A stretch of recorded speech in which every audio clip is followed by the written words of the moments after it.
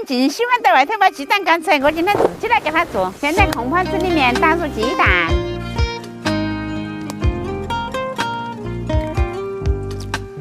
再把蛋黄捞出来。捞出来的蛋黄可以腌成咸蛋黄，再端起蒸去。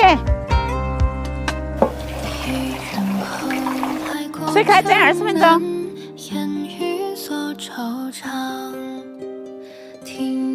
蛋干蒸好了，端转来脱模，用菜刀划成小块，搁到碗头备用。现在来准备卤料包：八角、香叶、桂皮、砂仁、小茴香，把袋子系紧。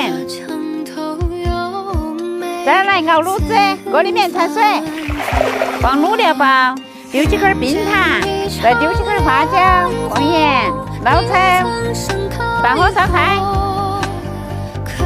开了，用小火熬10分钟，卤子就熬好了。上面再压一个盘子，让蛋干全部泡到卤水里面，让它浸泡一夜。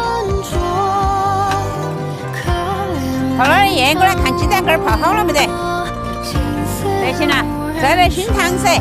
锅里面先铺上锡箔纸，放2瓢根白糖，再抓一把茶叶，熏起更香。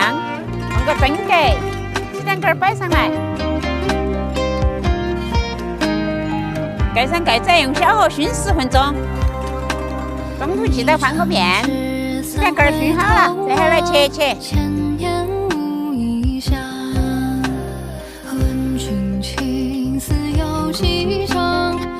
倒点香醋，浇点红油海椒，再撒点葱粉，卤香鸡蛋干就做好了。我端起跟他们上哈。